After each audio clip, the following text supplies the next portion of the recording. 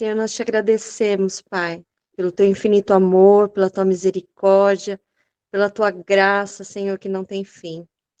Nós te adoramos, Pai, por tudo que tu és.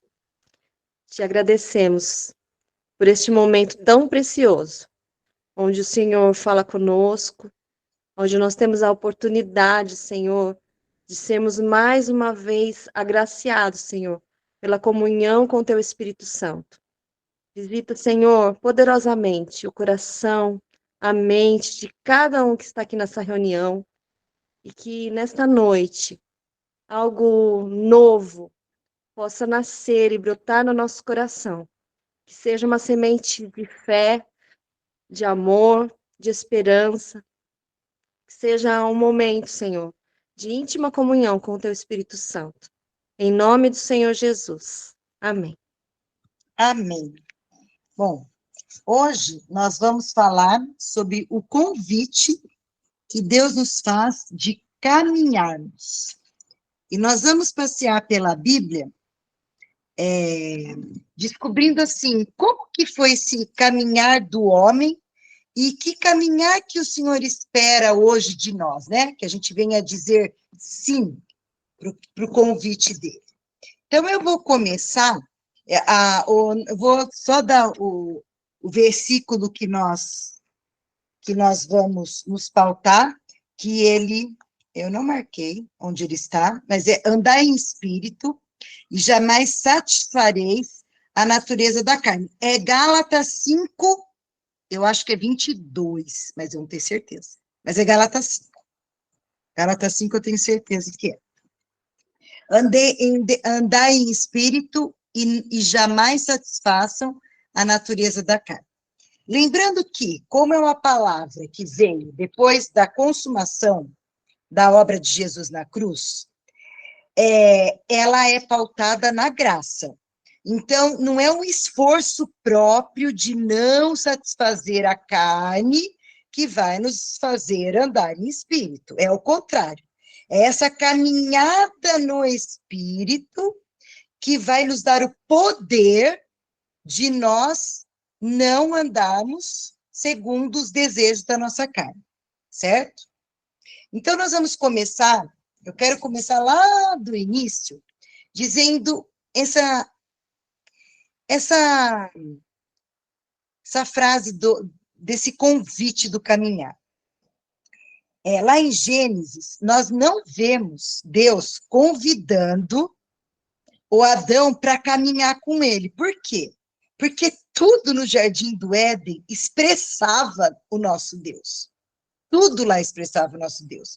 Então, não era necessário Deus mostrar um caminho para o Adão para ele ir de encontro com Deus. Porque tudo ali era a expressão do amor de Deus por Adão. E depois, quando ele criou a Eva, pelo casal, pelos dois. Todas as coisas tinham sido criadas e feitas por amor da vida deles, para que eles pudessem usufruir e poder ser agraciados com a presença diária de Deus. Então, nós não vemos o convite de Deus para caminhar. Porém, depois que houve a escolha da árvore do conhecimento do bem e do mal, e uma coisa que eu falei para as crianças, que eu falei, nossa, eu dou aula para as crianças, daí eu aprendo mais que elas, eu acho. É que, assim, lá dentro do Jardim do Éden, o que Deus disse? Que tudo lá era bom, certo? E quando ele faz o homem, ele diz que é muito bom. Ou seja, o homem só conhecia o que era bom. Mas aí, com a árvore do conhecimento do bem e do mal, houve uma separação, dizendo, agora existem coisas boas e agora existem coisas que são ruins, né? Inclusive, quando tem a fala de Deus lá dentro, né? Depois que eles se acham nus e que Deus os procura, o Senhor começa a trazer palavras do que ia acontecer com eles pós essa escolha deles. E aí, uma das coisas que ele diz é que, a partir daquele momento, Adão teria que trabalhar para ter sustento. e a terra ainda ia produzir cardos e espinhos. Já não era só usufruir do que estava pronto. Ia ter que ter o esforço do homem, né? E a terra ia produzir cardos e espinhos. Bom, depois que eles saem do Éden, aí sim nós começamos a ver convites de Deus pessoais, eles são pessoais, os convites, são personalizados, para que o homem caminhe com ele. E aí, o primeiro que eu encontrei ali é o Enoque, que a palavra diz assim, que Enoque andou com Deus, né? E já não era, porque o Senhor o tomou para si, para que ele não visse a morte. Então, eu quero que a gente pare para pensar um pouquinho. Agora, qual foi o primeiro convite de caminhada?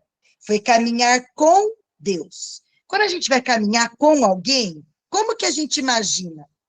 Por exemplo, eu falo que eu vou sair caminhando com a Denise. Como que imagina essa caminhada? Lado a lado, concorda comigo? Não é isso? Quando eu caminho com alguém, significa que nós estamos juntos, ali, lado a lado. E só o caminhar lado a lado, lembrando que todos esses convites, a lei não tinha vindo, eles vão manifestar a graça de Deus.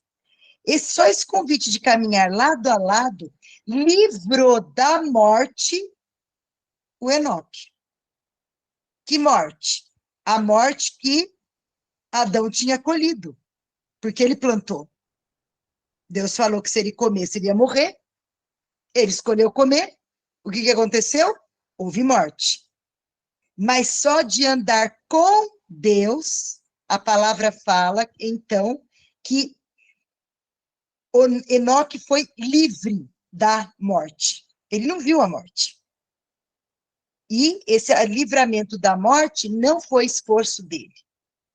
Ele só escolheu andar com Deus, lado a lado. Ao longo da palavra, nós vamos vendo, então, que esse caminhar ele vai sendo aprofundado.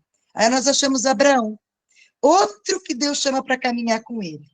E ele fala assim, ó, anda na minha presença, ou diante de mim, e ser perfeito.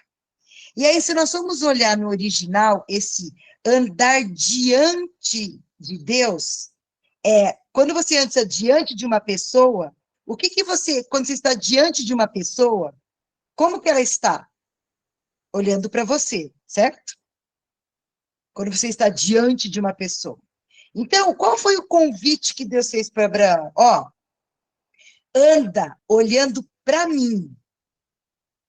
E enquanto você o olhar estiver em mim, esse ser perfeito, na tradução do português, no original significa andar sem culpa. Então, Deus vem e, no sentido de convidar mais alguém para caminhar, o primeiro, o que ele fala? Livrou da morte. No segundo, ele livra da culpa. Ele fala, anda na minha presença e você andará sem culpa. Isso nós vemos cumprido, falado acerca disso, todo o cumprimento vai dar em Jesus, mas falado acerca disso, no Salmo 34, ele fala assim, ó, olharam para ele e foram iluminados e os seus rostos não ficaram confundidos. Então, andar diante de Deus nos livra de confusão. Tira de nós a culpa e nos livra de confusão. Então, ó, não houve morte, aquele caminhou lado a lado com Deus. Agora fala para andar não só de lado, mas andar olhando para ele. E aí nós caminhamos sem culpa e não somos confundidos. E aí nós vemos uma terceira pessoa que Deus chama para caminhar com ele, que é Josué. E Josué já está no tempo da lei. Eu não peguei todos não, tá, irmãos? Peguei só alguns, mas a gente vai ver o crescente do caminhar. Josué, ele já está diante da lei. E lá em Josué, Deus fala assim, olha, se você meditar na minha lei, dia e noite, e andar comigo, eu te darei essa terra por herança. Onde pisar a planta do seu pé, o lugar é seu. Agora, o convite é em meditar. O que Josué tinha naquela época? O Pentateuco, certo? Que tinha escrito por Moisés, era onde ele meditava. Né? Era no Pentateuco.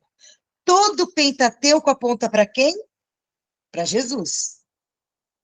Todo o Pentateuco aponta para Jesus.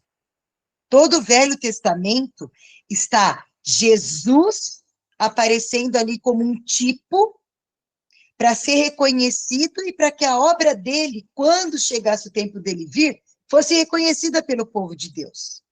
Então, aqui existe um outro convite. Medite naquilo que está escrito. Medite naquilo que o meu servo Moisés, que você conheceu, já deixou registrado. E onde você pisar, eu te dou por posse a terra.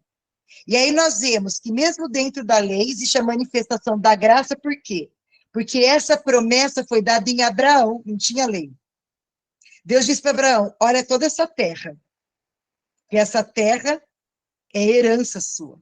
Seus descendentes vão herdar.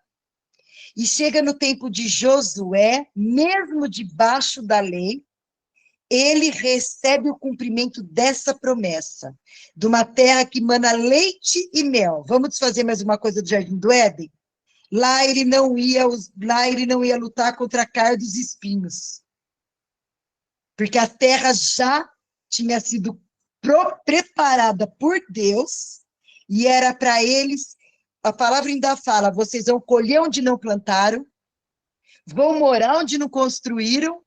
Então, existe a manifestação da graça do Senhor, mesmo Josué estando debaixo da lei. E aí vem Jesus. E Jesus diz o quê? Segue-me. Agora, não é só meditar numa coisa que foi escrita antes de mim. Agora é enxergar aquele que está ao vivo e a cores como exemplo para eu seguir diante de mim. Jesus fala assim, lá em Mateus, eu costumo falar todos os lugares que eu leio, né? Não estou falando. Está em Mateus, no capítulo 4, no versículo 19, diz assim, segue-me e eu farei de vocês pescadores de homens. Ele está falando isso com Pedro e André, os dois irmãos. Vocês vão ser pescadores de homens. Então, Jesus chega para eles e fala assim, venha após mim. O que significa essa palavra seguir, no literal? Seguir é você olhar para aquela pessoa, e você tê-la como exemplo, tomar o exemplo para você e fazer exatamente aquilo que ela te ensinou. Isso é seguir. Quando tem seguidores, né? Os seguidores, o que eles fazem? Hoje, na mídia, os seguidores só clicam no curtir lá, né? Mas os seguidores, no original, o que eles faziam? Eles imitavam aqueles que eles seguiam. Porque eles tinham plena convicção de que se eles tinham escolhido seguir aquela pessoa, ela era o exemplo do que eles queriam viver. E em Jesus, embora ainda não fosse a obra, não tivesse acontecido a obra consumada da cruz, ele estava andando aqui na terra, o convite de Jesus agora já muda. Ele aponta para a nossa caminhada, não mais só pessoal. Não é só Enoque que vai ser livre da morte, não é só Abraão que vai andar sem culpa, não é Josué só que Deus fala assim, ó, onde pisar a planta do seu pé eu vou te dar. Por quê? Porque Josué, tanto isso é verdade, como era individual, que chega uma hora que Josué chega e fala assim, vocês escolham a quem servir. Se vocês querem servir outros deuses ou a Deus, porém eu e minha casa serviremos ao Senhor. Então, quando Deus convida para caminhar, ele acabava se tornando uma coisa personalizada, mas Jesus diz, ó, segue-me e eu vos tornarei pescadores de homens. Agora não diz respeito mais a mim. Só. Diz respeito àqueles que estão à minha volta. Aquilo que eu recebo de Jesus também é para os outros. Na época que Jesus estava, ele veio para o mundo, né? Ele veio para pagar o preço do pecado do mundo. Mas a palavra é muito clara para dizer que ele veio para os seus. Então, tem uma hora que ele está num lugar lá, que eu não lembro qual é a cidade, mas eu sei que ele fala assim, vão aos da casa de Israel. Então, esse pescador de homens, na época de Jesus, era pescar os da casa de Israel. E então vem o maior convite, porque daí é cumprido isso em Jesus, certo? E a palavra fala que o seguir, ele é do exemplo daquela pessoa, certo? Ele ia à frente, eles viam o exemplo e faziam aquilo que Jesus fazia, tanto que ele, quando ele envia os 70 lá, né, de 2 em 2, ele fala assim, e eu lhes dou poder e autoridade para expulsar demônios, curar enfermos, né? O que ele faz? Ele reparte essa autoridade com aqueles que estavam andando com ele, o seguindo. Mas agora vem o versículo que nós começamos. Andai em espírito, e não cumprireis com concupiscências da carne. Hoje, o convite é para nós andarmos nele. Já não é mais olhando para ele só, não é mais seguindo os passos dele, mas é estando nele. Porque hoje a vida dele está em nós.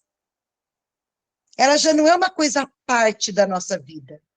Todos quantos nós que estamos aqui confessamos a Cristo como Senhor e Salvador da nossa vida, a palavra fala que Deus deu-nos o poder de sermos feitos filhos e nós recebemos o Espírito Santo de Deus. Então, aqueles que receberam o Senhor Jesus, e foi pelo Espírito, porque o Espírito convencerá do pecado, justiça e juízo, porque não creram em mim. Então, quando nós chegamos nesse ponto de confessar a Cristo, essa obra já é do Espírito Santo. Então, o convite hoje de caminhada, ele tem um poder extraordinário perto dos outros. Porque hoje, a nossa caminhada é nele. Aonde nós pisamos, quem pisa é ele. Aonde nós falamos, quem fala, quem deve falar, deve ser ele. Deve ser o Senhor Jesus. O nosso abraço deve ser o abraço de Jesus. A nossa fala deve ser a fala de Jesus. Todos os nossos gestos têm que expressar aquele que vive dentro de nós. E aí vem o cumprimento de duas passagens na palavra de Deus. E essas eu quero ler. O primeiro está lá em João 7, de 37 a 39, que diz assim: quem tem sede, venha a mim e beba. Rios de água viva brotarão do interior de quem crê em mim. Essa água viva se referia ao Espírito Santo, que seria dado a todos aqueles que crescem nele, quando ele fosse glorificado. O Espírito Santo não tinha vindo ainda, porque Jesus não tinha sido glorificado. Ele falou assim, quando eu for, enviarei o Espírito. Mas ele já estava preparando o coração daqueles que o seguiam, porque eles iam ser fonte, não só eles iam ser um local de armazenamento da bênção de Deus, mas eles iam ser fonte para as outras vidas que estavam em volta. E aí nós vemos que em Ezequiel 47, ele vai falar exatamente quem é aquele que anda em espírito. E aí eu quero que a gente tome posse disso para a nossa vida, para que nós possamos ser encontrados dessa maneira. Lembrando que isso é pela graça. A gente não tem que não cumprir as concupiscências da carne para andar em espírito. Lembra que não é esforço próprio mais? É o Senhor, é o Espírito Santo que está dentro de nós, que vai nos convencendo das coisas, que vai trazendo dentro de nós a palavra vivificada e faz com que cada vez menos haja inclinação da nossa carne, certo? E Ezequiel 47 fala assim, eu vou ler o versículo, acho que 9 e 11, vou pegar aqui, Ezequiel 47, e ele vai falar assim, deixa eu achar.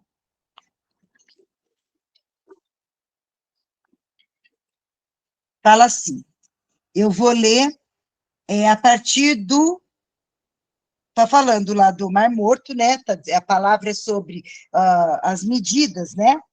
Deus manda o Ezequiel entrar, e ele vai medindo, dá no tornozelo a água, depois dá no joelho, nos artérios. Aí, depois que acontece tudo isso, ele chega na margem do Rio Morto, e ele fala o que está acontecendo ali, a morte, né?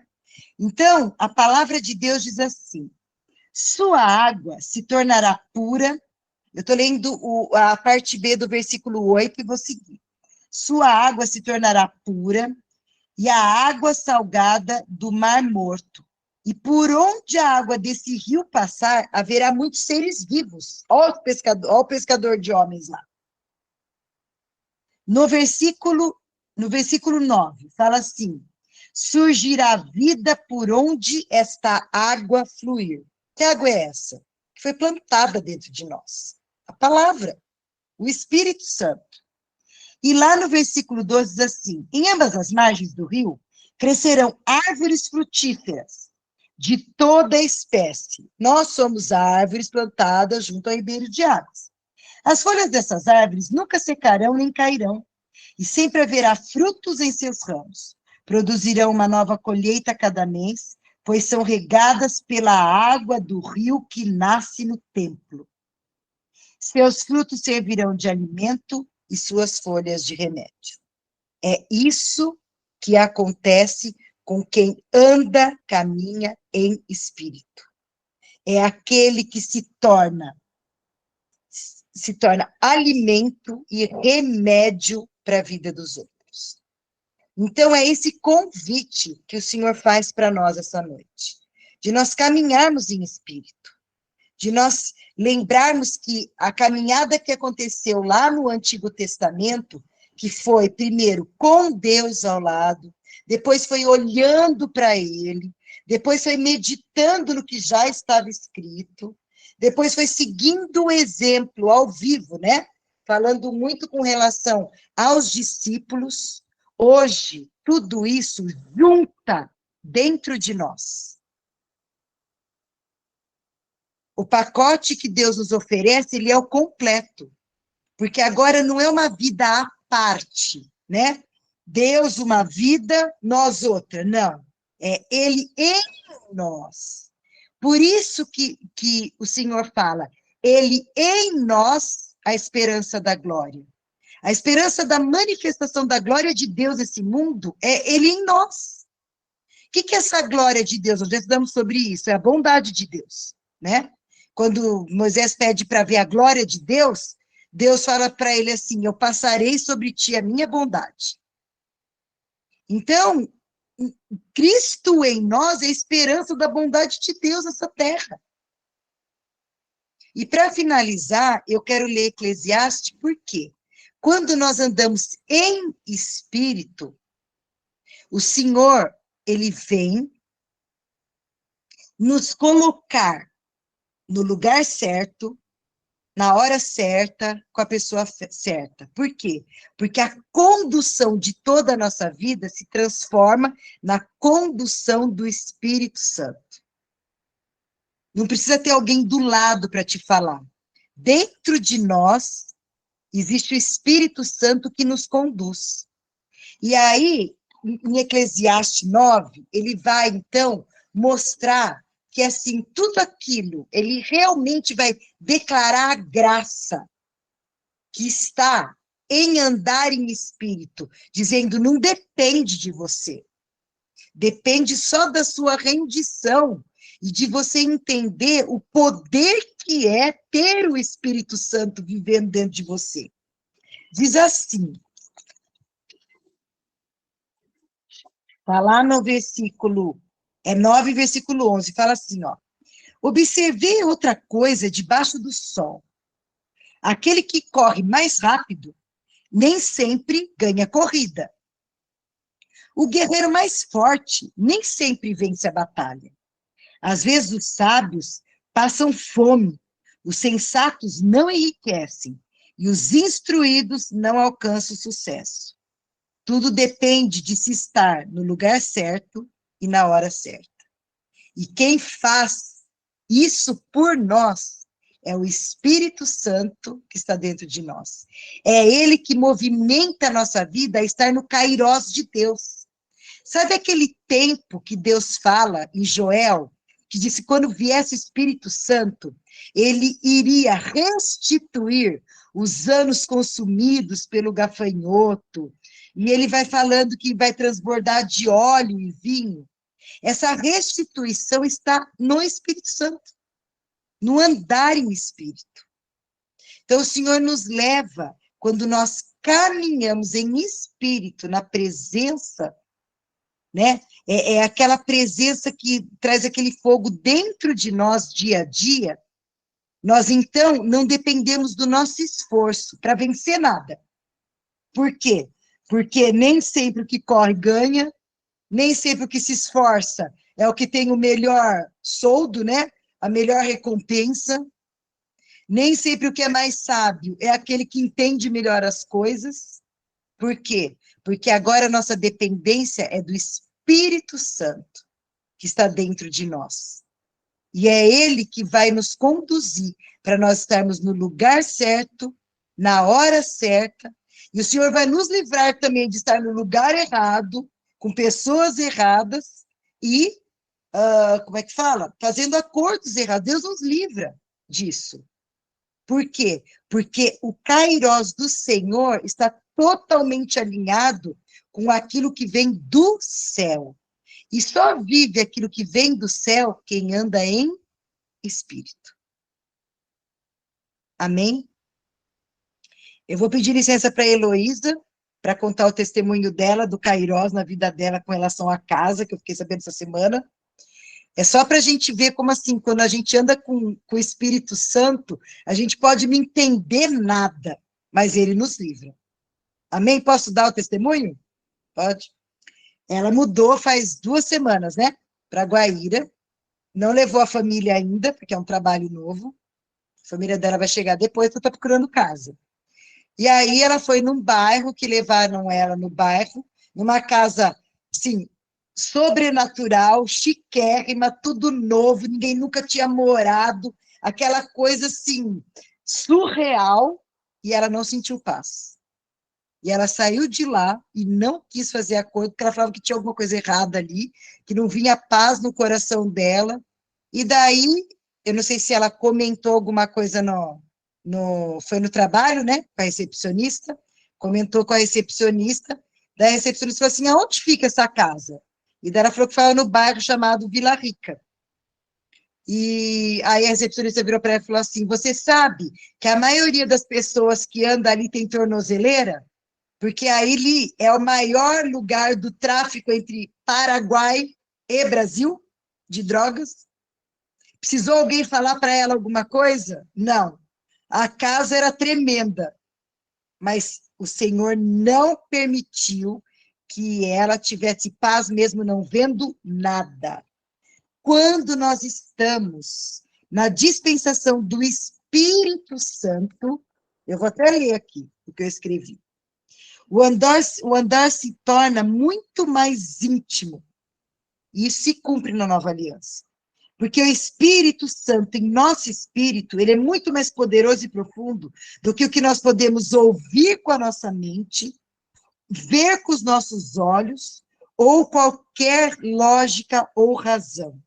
O Espírito Santo em nós vai muito mais além que todos os nossos sentidos, que tudo aquilo que os nossos sentidos podem alcançar. Por isso que o Senhor fala lá em Isaías 48:17, assim, eu sou o Senhor teu Deus, que te ensina, na versão que eu peguei, fala a lucrar, ou a ter sucesso, e se beneficiar. Sou eu quem te lidero para todo lugar que você precisa ir. Essa ação é do Espírito Santo. Então, era essa palavra que eu queria partilhar com os irmãos, porque, assim, ela me alegrou demais o coração, de ver que tudo aquilo que foi caminhada das vidas, né, ao longo da jornada, né, que aparece na palavra, nós estamos no melhor tempo, porque o Espírito Santo, ele age dentro de nós. É só nós pararmos de racionalizarmos as coisas, né? De queremos resolver por nós mesmos e nos rendermos a que toda a resposta da boca venha de Deus, que a gente vive o melhor. Amém?